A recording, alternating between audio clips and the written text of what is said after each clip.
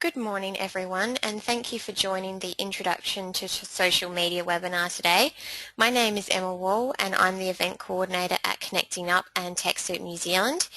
Our webinar today will be presented by Nathan Allington, our Community Engagement Coordinator. This webinar will go over the basics of social media, channels, features and benefits, type of content and tips on social media best practices to increase engagement. At the end of Nathan's presentation, we will have a Q&A session. If you have a question, please type it in the question box on your webinar panel and we will go through them one by one. I would now like to hand the webinar over to Nathan. Thank you, Emma. It's good to be with you all this morning, this afternoon in New Zealand and across Australia. So as Emma said, there we go. I'm Nathan. There's a picture of me so you can put a face to the voice. So I look after all the marketing communications for Connecting Up and TechSoup New Zealand. And as part of that role, I'm responsible for all of the social media. That includes a number of Facebook pages, Twitter accounts, Google+, LinkedIn, and Instagram as well. So hopefully I can share a bit of experience and just give you the basics as we go through. Now, I'd just like to highlight that this webinar is able to be free due to funding from Australia Post, our Neighbourhood Community Grants program. So we've been running training for the Loxton and Waikerie regional community in South Australia, and due to the nature of the webinar technology, we're able to put it on for Australia and New Zealand as well. So a special welcome to anybody joining us from Loxton and Waikerie and regional South Australia who this grant specifically funded digital training for.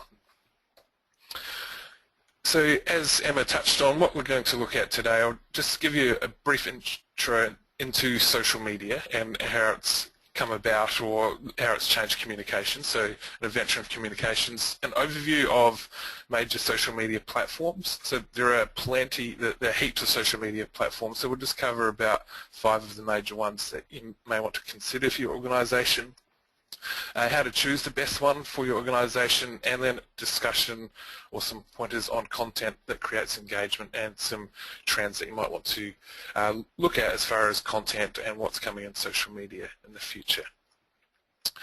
So just some background. So traditional social channels that we might have used in the past, obviously there's face-to-face conversation, writing letters, telephone, they have fax. Might have a few organisations that might still send a few comms via fax. I know we'd still have a machine around. So traditionally we might have sent through these mediums. Some of the barriers of the traditional channels, which this might not be news to anybody in particular, but just good background, is obviously the proximity, the distance to organisations in your audience, the price of some of those methods, and the process of having to create those communications and the promptness and the speed of delivery. So that's some of the barriers that social media can overcome. So what has changed? This is a picture, a few of you have probably seen this online from a couple of years ago. So this is in the Vatican City from the inauguration or introduction of Pope in 2005 and then in 2013. So you just see the difference in the types of devices that are being used and just how connected everybody is with smart devices. And if anybody's been to a concert of any sort in recent times, you'd probably be the scene in the bottom half of the picture probably look familiar with all the white glows of phone screens and the odd tablet screen that pops up. So people are taking photos, they're connected on social media, they've got internet connection wherever they are, and that's all changed in a short space of time. So a definition of social media from Wikipedia, a great source of information. Social media refers to interaction among people in which they create, share and or exchange information and ideas in virtual communities and networks. So it's all about the virtual communities and networks and online and creating and sharing information and stories. So what does this mean for our traditional communication methods and communication in general for our organisation? We can communicate with whomever we want, whenever we want and however we want. So we've got access to a whole audience that we might not have before. We can do it whenever we want and all sorts of different ways of sending out those messages. And this is just a visual representation, so it's word of mouth on steroids, you could say. And yeah, so a message can go out to one group of friends and then to another, and then to their groups of friends, and very quickly, exponentially, if you're sharing great stories and great content, your reach can be a whole lot wider than it might be through traditional communication methods. So just some stats from Australia on social media users as of February this year. Sorry, I don't have the stats for New Zealand audience on this slide, but you can see Facebook at the bottom, 13.8 million users in Australia. YouTube, interestingly, is very high as well, and then Twitter at 2.8 million, and interestingly, Google Plus, by some of the stats I looked at, doesn't even reach 0.1 million or 100,000. A couple of estimates for looking at active users, about 60,000 active users in Australia. There's a whole lot more Google Plus accounts because of the prevalence of Gmail and YouTube and Google services, but active Google Plus users is actually very low. Instagram 4 million, LinkedIn 3.3, and it's publishing social platforms, WordPress, Tumblr and Blogspot are quite strong, particularly WordPress. So that just gives you a scope and an idea of maybe you want to be considering which social media platforms to use. Either you haven't started at all, or you're looking at branching out from the next one. So based off audience alone, Facebook is a consideration for most organisations if you think it's got the right audience for you. And then you can see Instagram's quite strong behind there, and Twitter for the right audience too.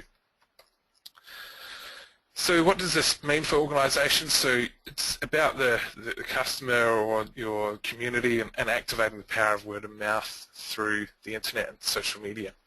So social media touches on a whole bunch of areas of our organisation, and I know I come across, and I've read a lot of social media. I've been doing training in social media for a number of years, and in the early days people think, great, social media, it's an opportunity and a platform to advertise what we're doing and to send out promotions, and a lot of companies and organisations started off that way, but those ones with that approach actually not seeing great returns, and Facebook's algorithms actually reduce the amount of visibility or reach of posts that are of a promotional nature.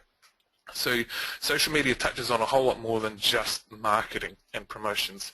It's client relationships, it's engaging with people through the website they spend time on, if it's Facebook or other platforms. It's a customer service opportunity. I know we get inquiries through Facebook and Twitter about connecting up membership, and so we're able to provide and connect people to our customer support team through that method. Public relations, so sending out stories and updates and news releases. Community engagement, so similar to client relationships, but also reaching out to other organisations, other not-for-profits, and sharing comments and stories, generating conversations and opening dialogues around important issues that our not-for-profit is involved with. So just gives you a snapshot of maybe how to start considering social media beyond purely marketing and promotional methods. So the major social media sites we'll look at today, and apologise if your preferred one's not on the list, we might be able to touch on it in the Q&A at the end. But these are the five biggest ones, and you might wonder why I've got Google Plus there. I'll explain when we get a bit closer, but even though it might not be a hugely active community, there are some important reasons to have a presence there, and we'll touch on that a little bit later. But Facebook, Twitter, Google Plus, Instagram and LinkedIn we'll have a look at today. So Facebook gives you, assume that a large number of us you're here because you've got a personal Facebook account. Just the statistics alone would say a majority of audience do. So there might be one or two that don't, but so we'd be familiar that Facebook gives us status updates, likes and comments and sharing. With company pages you get insights and access to ads, and there's also apps to build out your Facebook presence. So I won't spend a huge amount of time, it's just a surface level introduction across the platforms, but that's the sort of snapshot of some of the things you get through Facebook. So why would I consider Facebook for my organisation? It's the largest social media population. So as we showed earlier, so it's 13.8 million users in Australia, and it's a large number in New Zealand as well. And yeah, so that's where if people have a social media account, it tends to be Facebook is the first one they would have. Said there's always exceptions to the rule, but they do dominate the numbers. So for that reason alone, it's good to be where people are spending their time. And also, Facebook is the website where users spend the most amount of their time online compared to any other website. That's because they're interacting with news and information that might come into their feed, friends and family, and then they might often use that as a launch pad to start other activities. And because there's a large number of people there spending a huge amount of time there, it's familiar for people to use. So if you're asking your community to engage and follow and support your organisation, they're familiar with the Facebook platform. You're not asking for them to create new accounts. And for the people that might be running it, social media that don't have experience in social media management, they're familiar with a lot of how Facebook works. There's obviously opportunities to learn because pages do things a little bit differently in some respects, but the language and the tools will be familiar and easy enough picked up. Twitter, now it's got a much smaller audience, but for the right audience you notice Twitter has a higher number of, you might see people public profile. They tend to have Facebook accounts as well, but so celebrities, politicians, news agencies, web newspapers, TV stations. So you get status updates. Some of the language that's used around it is mentions when somebody tags you on a post, so you get notified about it. Mention.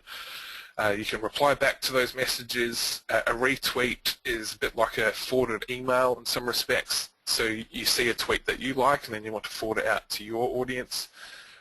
You can favorite tweets that you see that you want to keep for and have access later, and can behave in a similar way to a like on Facebook as notifying someone that you liked that, but also it bookmarks it so you can go back to it in the future. And hashtags, which were a major part of Twitter, and I've got a couple of slides on that I'll show you in a moment. And even have tweet chats, so public conversations with organisations and celebrities or around key topics. So why would you consider Twitter? It's really good for breaking news. So if you want to see what the current affairs are now, if there's an emergency situation or there's some major update, I personally go to Twitter to see what the latest happening is, because I see things on Twitter before it's published on the newspaper sites, before you see it on the 6 p.m. news.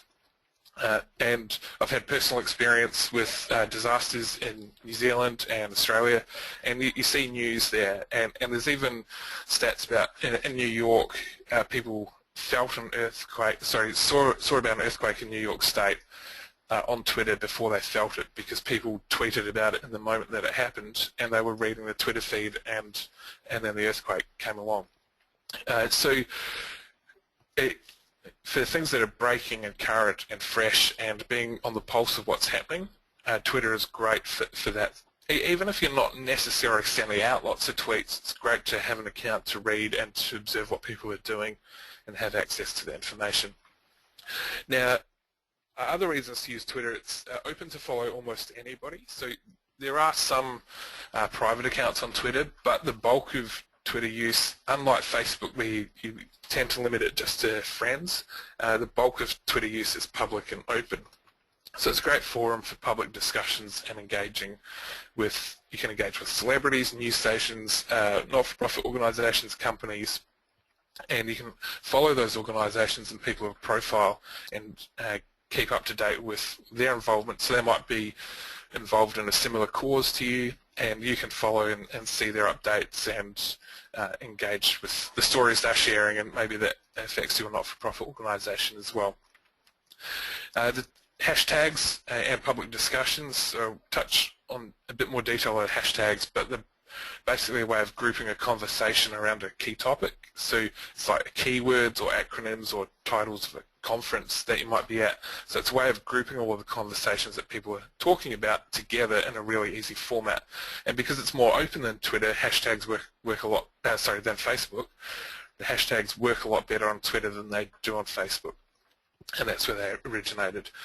And so because of that grouping of conversations and public discussions, they're great for events and conferences. So you might be attending, say, the Connecting Up conference in May in Adelaide, or the Communities in the Future conference in New Zealand in Wellington in May, and they both have their own hashtags, and so you can come to the conference, tweet with the hashtag or search for the hashtag, and you'll see other people at the conference that are tweeting about what the speakers are talking about, what the keynotes and the sponsors are sharing.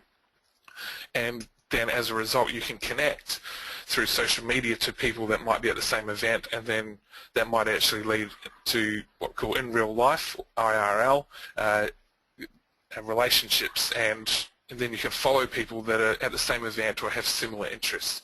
Or if you're following from afar, if you're not at the event, then you can follow the hashtag and get an idea of what people are talking about.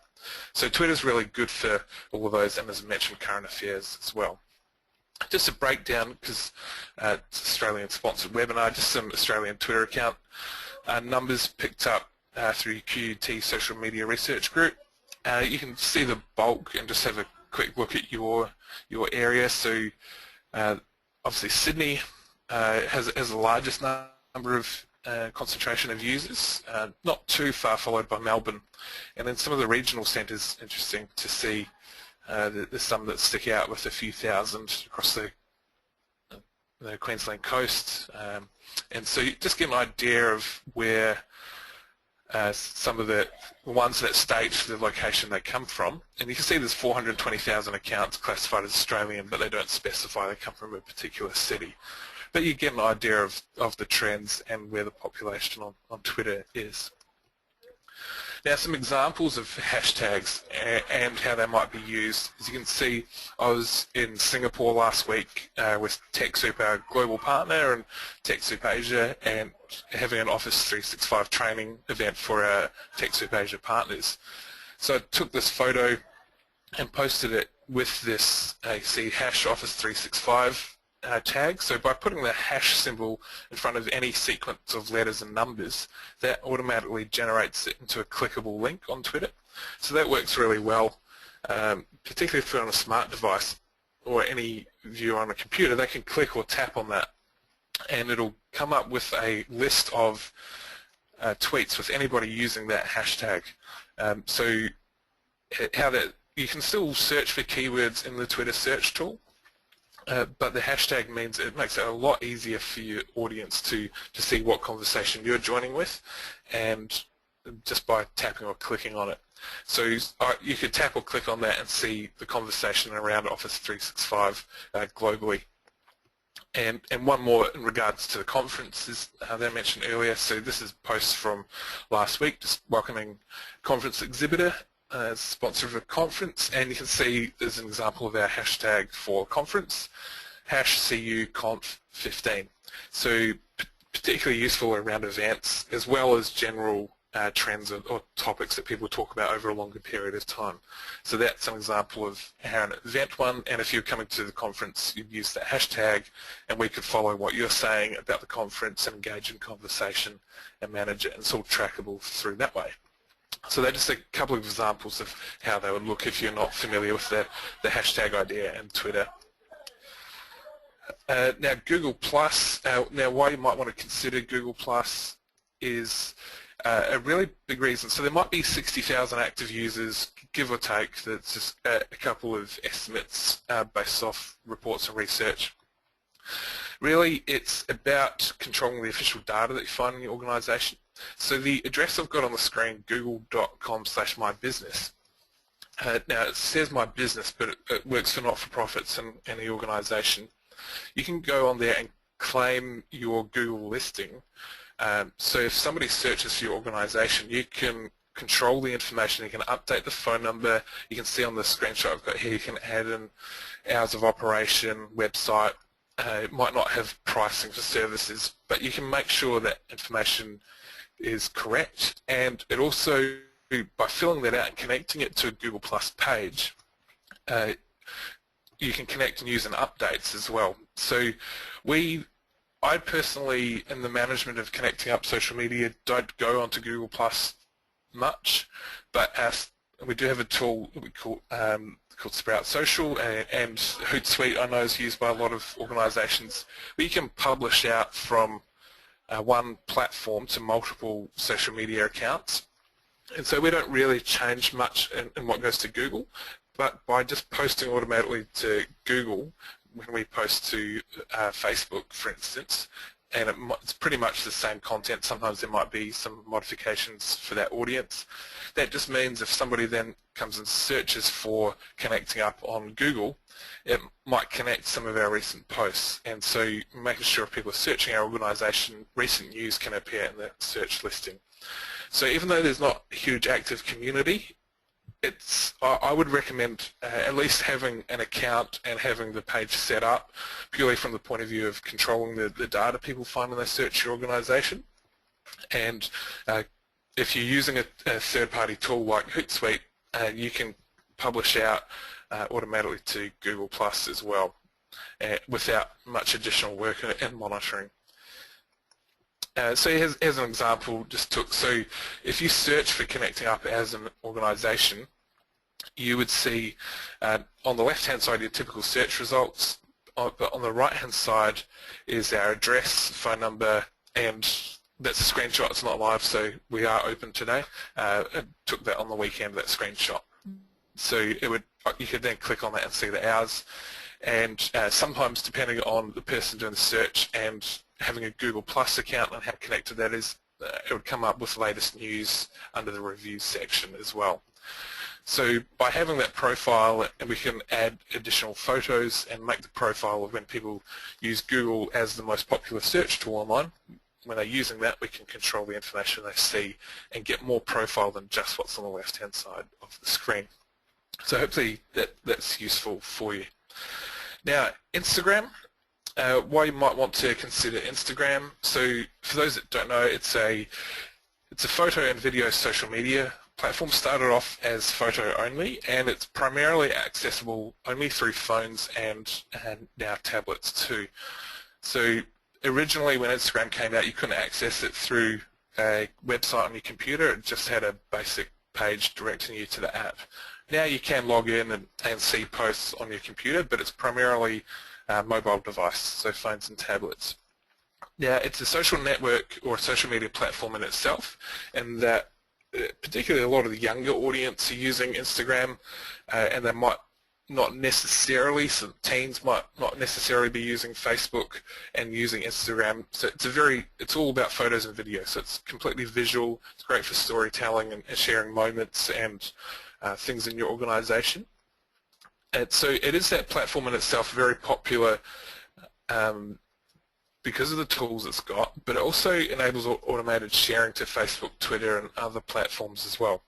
So with every photo or video you take, you can choose if you want to post that to Facebook and Twitter when you share it to Instagram. So I use it as a tool personally I've got a photo and might have washed out lighting, might be taking a fluoro lighting area or lots of sunlight, or want to change it up, the tones it just looks a bit cheap if I post it straight from my phone. By using Instagram, with a couple of taps of the screen, I can change the lighting, put an effect or a filter on it, and then that photo could be shared directly from Instagram to our Facebook page, and it would just look a little bit more professional and touched up, and it works well for the Facebook audience as well, because Facebook owns Instagram, so the photos share in full size, and video you take in Facebook will also autoplay. Video you take in Instagram will also autoplay into Facebook. So when you scroll through in the feed, the video will start playing. So it can create better engagement than sharing something from YouTube necessarily.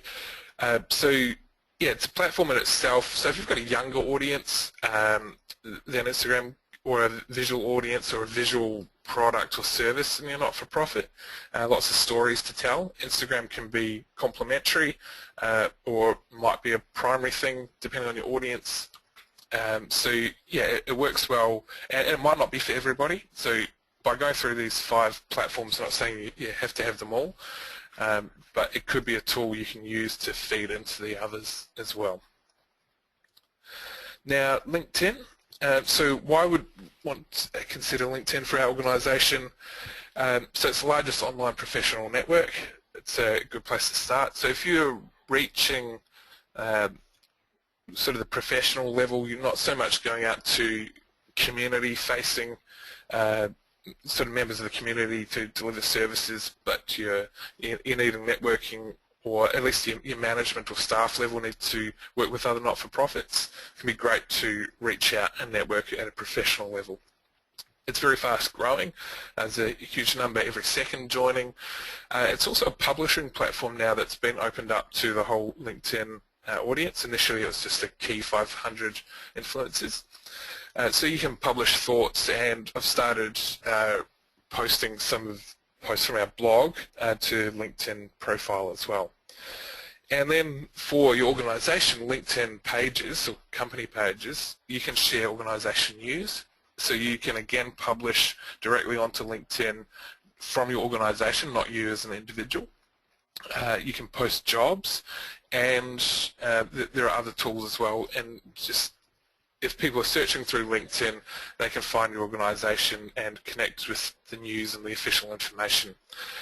So depending on your audience, it might be more at a staff PR level, and you can also use it for recruiting new staff and volunteers as well. And we had a webinar on that a couple of weeks ago, talks through that. So you might want to consider LinkedIn if you haven't actively in the past. So just some general advice. So there's 5 platforms. General advice in choosing a platform for your organisation. The most common method people do is they start with Facebook due to the numbers and the audience that's on Facebook. But it might not be right for your audience. So just because everybody else is doing it might not necessarily mean it's right, but it's the most common thing to do. As mentioned, people are familiar. It's where there's a large audience. So when you're choosing your platforms, consider the audience of each platform. Do some research to consider, do I want to reach a younger audience? Do I have a visual product or service? Do I want to reach that professional audience? Or am I reaching sort of a general users in the community? And just be aware also with Facebook, because everybody else is on there, there's a lot of competition for space. So you might get a smaller community elsewhere, but you might be able to make it more engaged and get better engagement and storytelling and sharing through there. So just because everyone else is on Facebook might not necessarily be right, or you might want to consider it as part of a bigger approach. Once you're choosing, suggestion would be to start with one account. So if it is Facebook, start with that, get comfortable with it, build up the use of it. And then once you're doing that well, then you can branch out. And once you're comfortable, you know you can fit it into your workflow at work, it's not adding too much extra time, then you can build up and stretch out to another one. If that fits your strategy, you don't have to use it just because others are. So as far as content and actually using the social media, how do we listen to what people are saying, and how do we engage people in what we're doing? So you can listen online and see what people are saying about your area of work, area of influence for your not-for-profit. So you do searches through Facebook and Twitter and Google Plus and see what people are saying about your topics and the work that you do. Look for hashtags. So if you're obviously you're in the not-for-profit sector, so there are not-for-profit hashtags. There's #NPAU for non-profit AU Australia, #NPNZ for non-profit New Zealand. So that's short and simple. There's hashtags for events and conferences you might be going to. There's #TechForGood for technology for good. There's all sorts, and current affairs programs like in Australia, Q&A on ABC use hashtags to to bring in conversations and people are talking about, so you can share and look for those hashtags and engage in the conversations. Mentions, so when people are talking about your organisation, search for your organisation name on social media and see what people are saying about you, and then also connecting your social media to your website. So yeah, touched on the hashtag the picture before, but it's, as far as the platforms I've been looking at, you can use on Google+, but Instagram, Twitter and Facebook, and you can see there's an example of the hashtag we use for the Connecting Up conference. So they're bringing the conversations together around the topic or context and open for use by anyone. So that's something I haven't mentioned before. There's no official list of hashtags. I can create one that's never been used just by putting that hash symbol in front of a sequence of letters and numbers. And they're used not just on Twitter but across the other platforms. So as far as using it, social media for your not-for-profit, look at building a community, raising awareness for your organisation, rallying people around your cause, listen to what people are saying and connecting with other not-for-profits. So we'll go through a few of those. And this is getting into the area of content on how you want to use it, and then we'll feed into choosing your social media platform. So in regards to building community, and then just talking about online community, find your community champions. Find the people that are online, that are advocates for your organisation, that will share your stories and like your posts, and then engage with them. Use them as leverage, because they love you and your work so much. They'll be happy to share. Create space for conversations, so ask questions, talk to your supporters, and reward those advocates. So profile and sharing and acknowledging those that are helping you out online and building your online community. As far as raising awareness, looking at digital storytelling, so it's video or a sequence of photos and lead up to events, and just sharing your organisation's story. So you can consider it PR, and looking at new ways to engage with the audience. And the important thing is creating shareable content. So maybe it's a photo or a video that's really compelling, it's motivating to action, and people will want to share it. You're not just getting likes or people just seeing it in their feed, but something that others will then want to share because it's such a great resource, or it's so interesting, or it's so challenging, or so motivating that you would then want to pass it on. Be transparent. So online we get questions about things.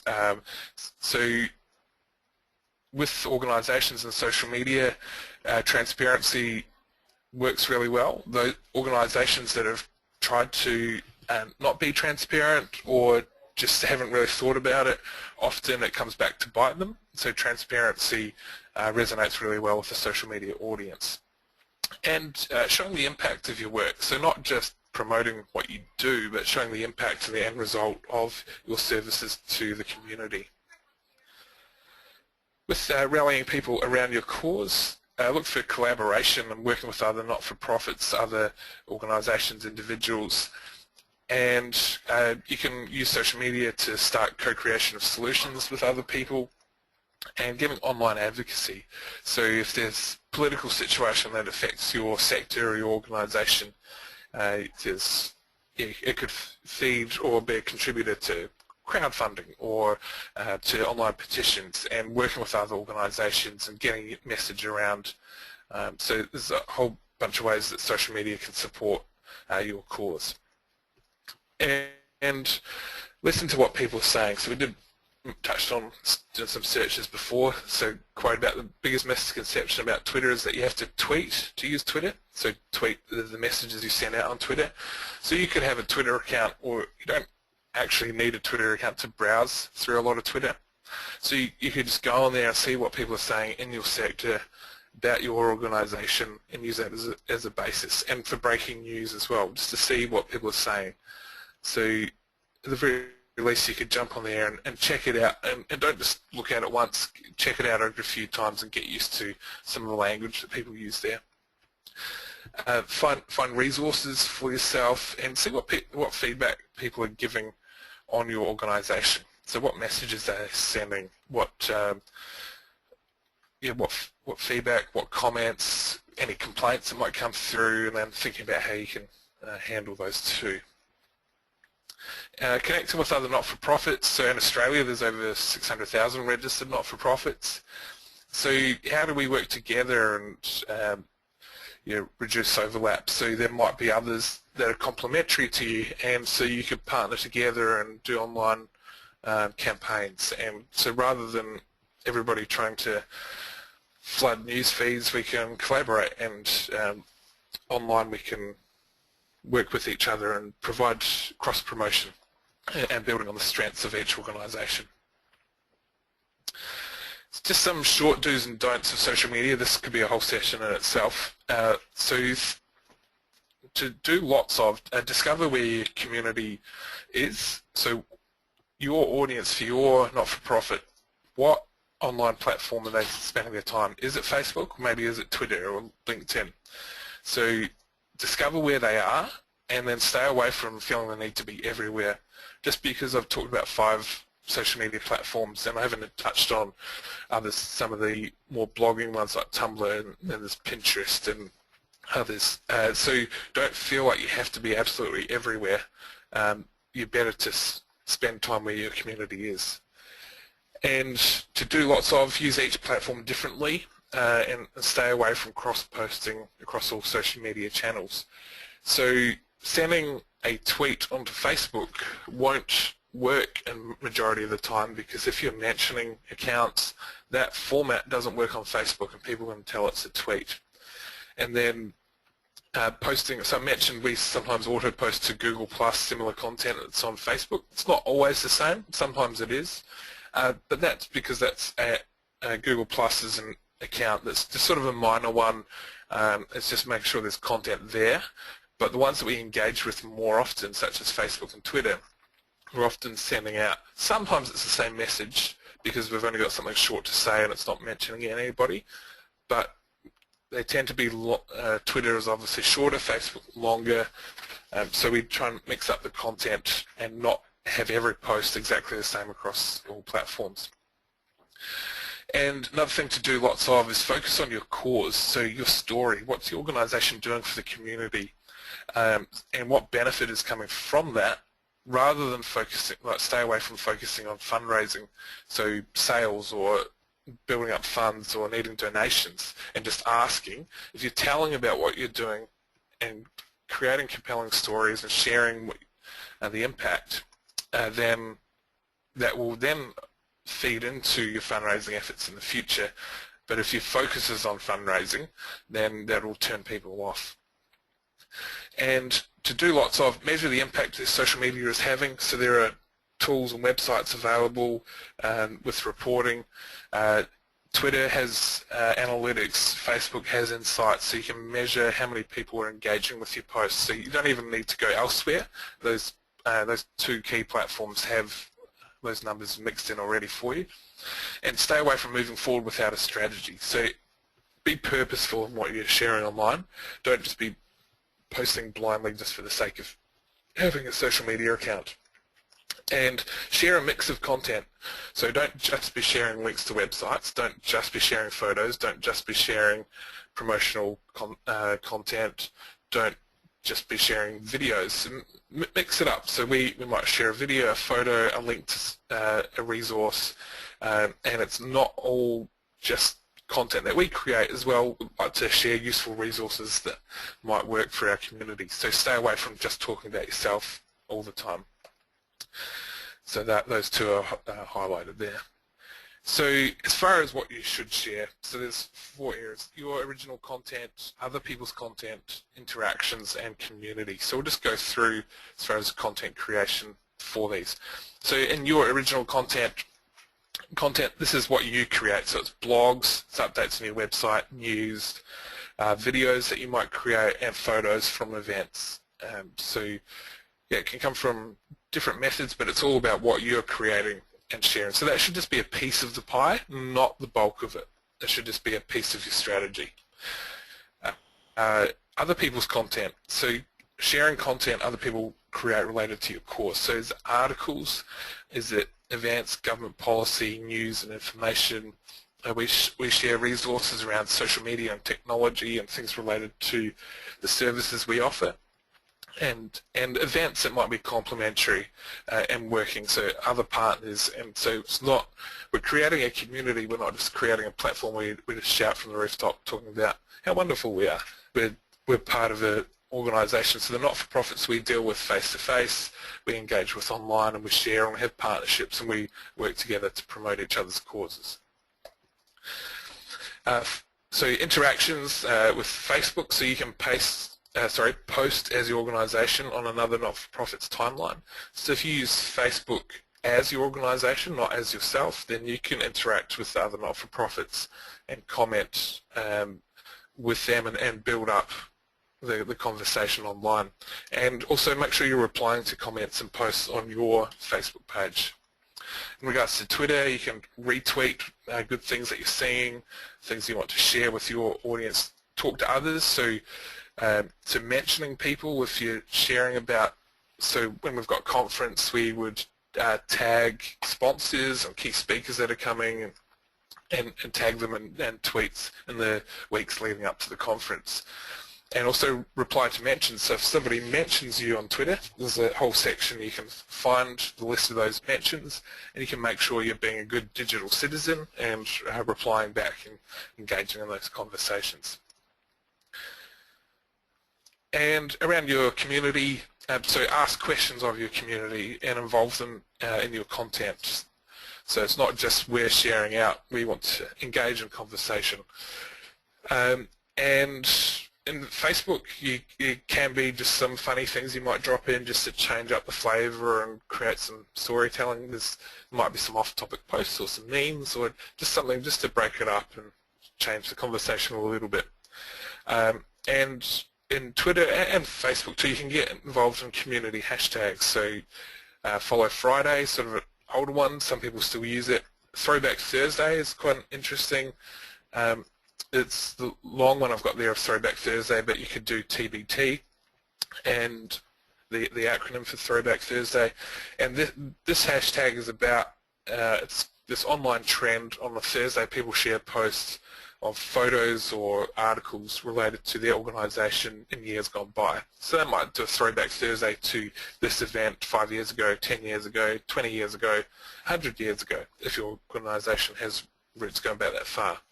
So they can obviously, they're built around digital conversation, and some of those ones can create, bring good memories to the service, and people find quite fascinating in the social media conversation.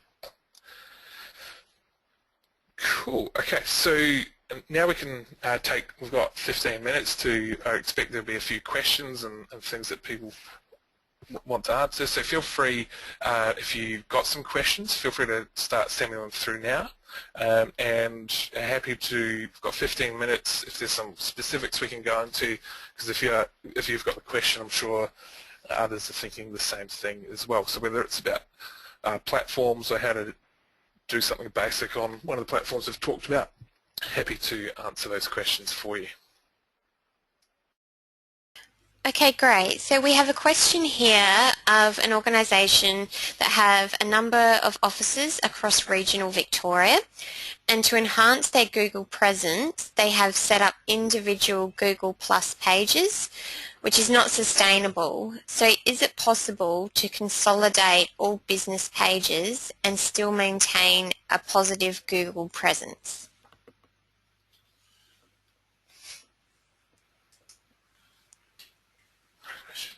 Great question. I can answer the specifics of that for Facebook, but that's not going to directly answer the question for Google+.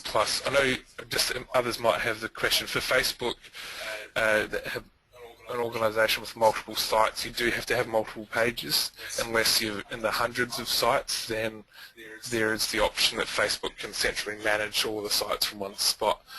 Google+, I haven't personally had the experience of looking into that or needing to set it up for an organisation, so I can't answer that specifics, but feel free to send me a tweet or a message through the Facebook account you can see on the screen, and I will look into that and see if we can work out an answer for you Sorry, I can't answer it right on the spot, but I'll definitely get that answer and see if we can get that solved for you. Okay, great. And what is the difference between the @ sign and a hashtag sign when tweeting? Cool, very good. I'll show you live Twitter. So this is the Connect Up account. Zoom in a bit. So the @ symbol on Twitter represents a person. So the easiest way I can say is to think of it like an email address, where the @ symbol is where you're communicating to a person, rather than typing in a web address, domain name. You've got the @ symbol is going to a person, like it would go to somebody's inbox. So by putting the @ symbol in front, you can see on the Connecting Up profile here, I'll just go to our profile in the bottom left hand, you can see @ Connecting Up. If anyone puts that in a tweet, we get notified because that's using our Twitter username. So that will come into our notifications area, and we can see anytime someone has mentioned our organisation.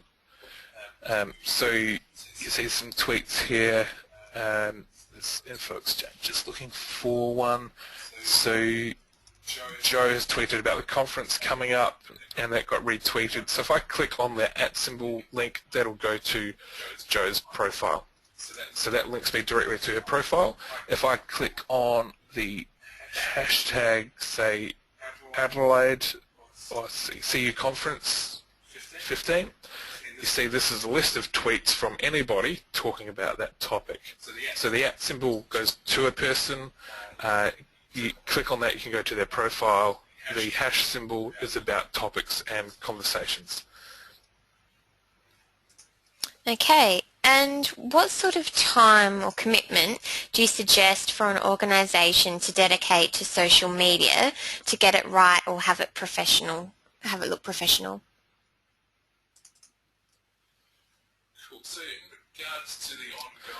Cool. So in regards to the ongoing management of it, there are some tools like Hootsuite you can look at as far as sending out your messages. And because Twitter doesn't have scheduling in it, so if you want things to go out on certain dates or times in the future, Hootsuite can help with that. Facebook does have scheduling, so you could sit down for half an hour at the start of a week and schedule out your posts for each day of the week. So you can consolidate the time in that respect.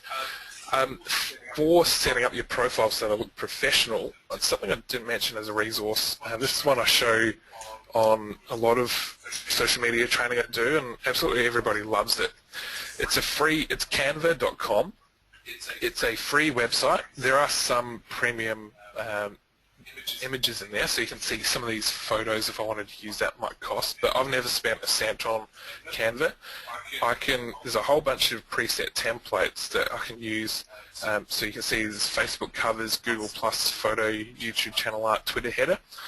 So you can have some text, you might have a photo, you can upload it and get something that looks the exact dimensions. It's not going to have anything cropped off, and you can make all your profile images the right size. There's custom designs up in the top right hand corner. So without any Photoshop experience, just clicking through here, it might take you, I'll be conservative, maybe a couple of hours to get a design if you're new to this and get something that you're happy with. But for instance, the Facebook cover one, I'll just show you. When it loads up the template, we'll have a placeholder for the profile picture. So you're not going to design something that's going to be blocked out on the profile picture on your Facebook page. So some of the pre-designed ones here, you can see this template I could use. I could then go and change any of the text that's on there, but it's all built so it doesn't interfere with the bottom left-hand corner, and there's a space along the bottom where all the buttons would be. So without a graphic designer on your team, if you're responsible for social media, this could be best friend. I love it, and we've got a graphic designer, but she's not always available for small things and like to keep working on the bigger projects. So I can just create a basic graphic for, you can see some of the ones you use just for a post talking about conference sponsors and exhibitors and things that are coming up. So yeah, a tool like that might help with the design and setup. So hopefully that answers that question for you. Great. And is the likelihood of receiving a negative message or commentary a reason not to set up social media? I would say don't be scared of. I would say don't be scared of negative feedback or on social media, because if people are if that's going to scare you away, the chances are people are already saying that on social media.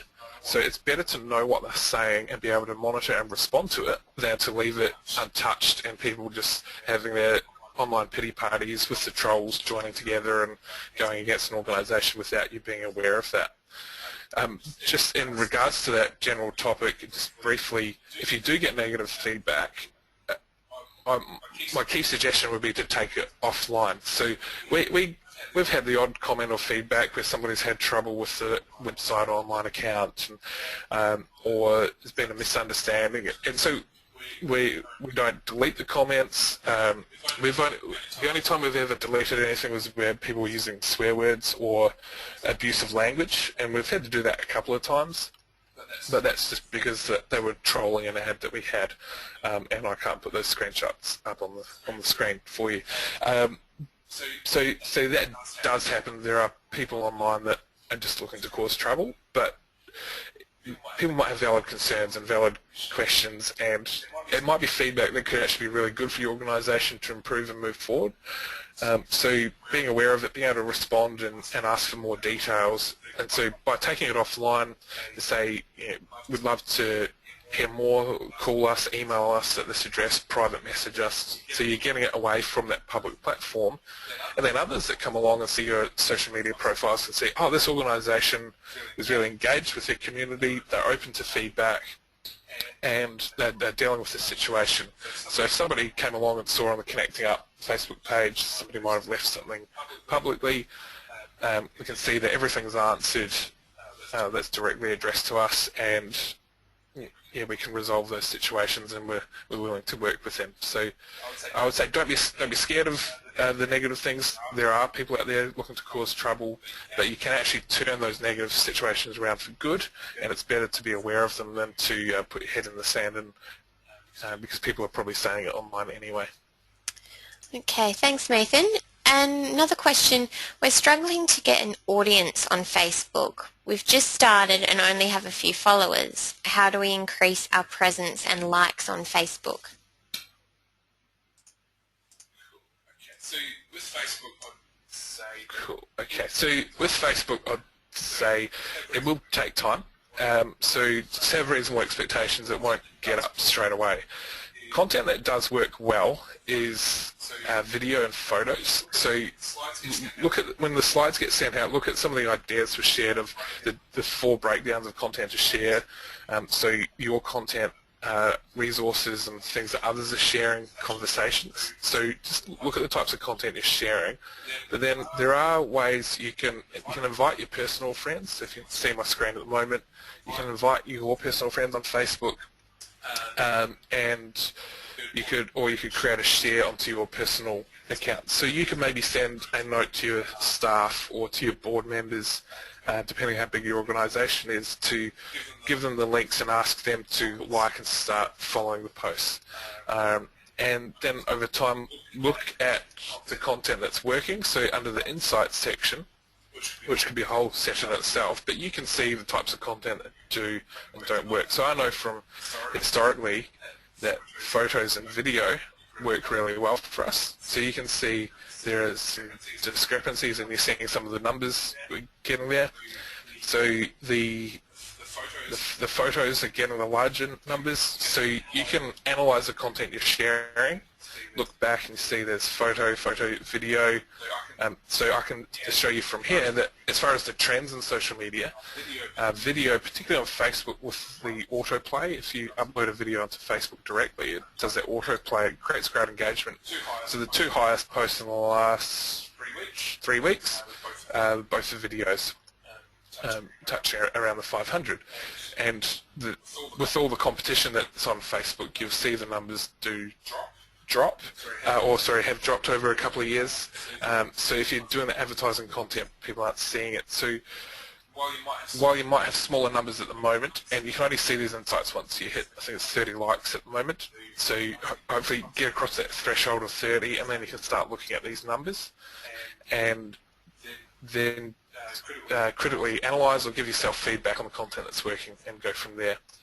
There are also some tools you can do to do advertising on Facebook if you want to build up your audience, just to build up the amount of likes you get on the page.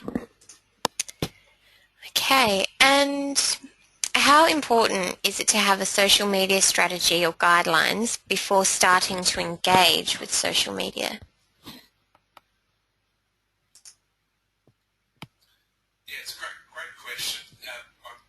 Yeah, it's a great question. I suggest it's good, particularly if it's something new for your organisation, just to have the discussions and put a strategy in place, what you're going to do in each situation. So like I touched on, if you get negative comments, if personal staff are posting on Facebook from personal accounts, what impacts could there be to the organisation, or potentially to their employment if they're posting inappropriate content. So yeah, it can be easy to go out and just kind of create accounts, but to think through the strategy behind it, what you're going to do, I'd highly recommend to do that. And you can always go back and change the strategy in the future, review that annually or after 6 months, sort of set a date to look at that, but at least have a conversation with people involved and have something basic there to get you going. Okay, great. So we've just got time for 2 more questions. Is there any real benefit to paid promotion for NFPs on Facebook?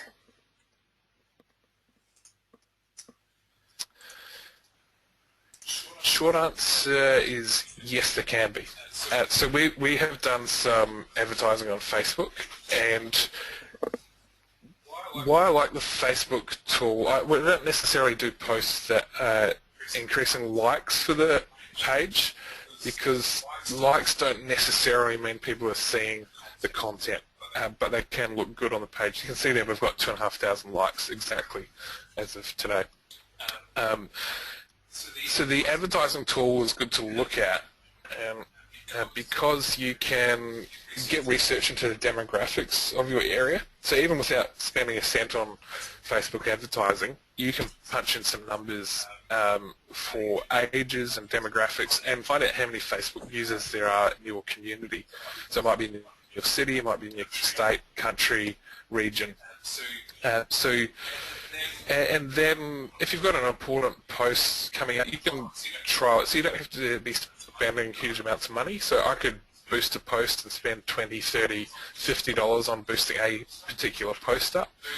So I would say you could test the waters as such and just trial it in smaller amounts and see what works.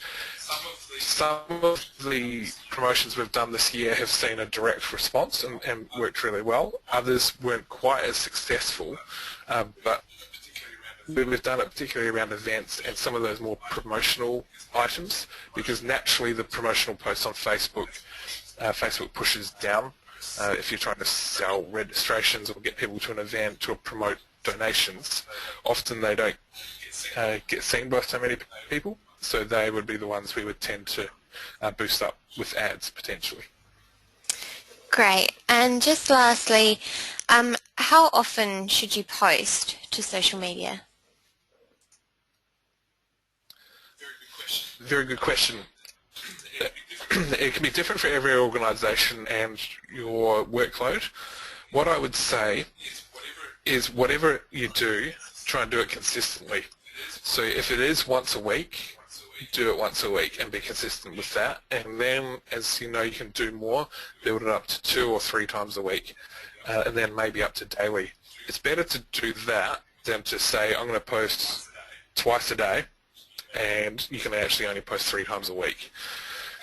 And then with the posts you're doing, it might be down to your audience. So look at the insights that are available on Facebook or on Twitter, the analytics. And it might not be, sometimes if you post too many times in a day, the posts might kind of sabotage each other, as in people would naturally see the next post you put up, whereas the previous one hasn't had time to get more audience. So the newspapers, you see, they'll post multiple times a day. We tend to stick to at most 3 times a day, so maybe morning, middle and evening, but tends to be probably on average it's probably twice a day, but between 1 and 3 depending on the what our focus is at the time. But consistency will be the first thing. Start off with it spaced out more, less frequently, and then you can build up the frequency as you see what works and you know what times of day might work better for you over that time. Great. Thank you, Nathan, and thank you everyone for participating today. We will be sending an email to you all with a link to the webinar recording as well as a copy of the presentation. For those in Australia and New Zealand, don't forget to check out our conference websites and social media for new registration offers and discounts. There are 50% discounts and free registration offers available. Thank you everyone and enjoy the rest of your day.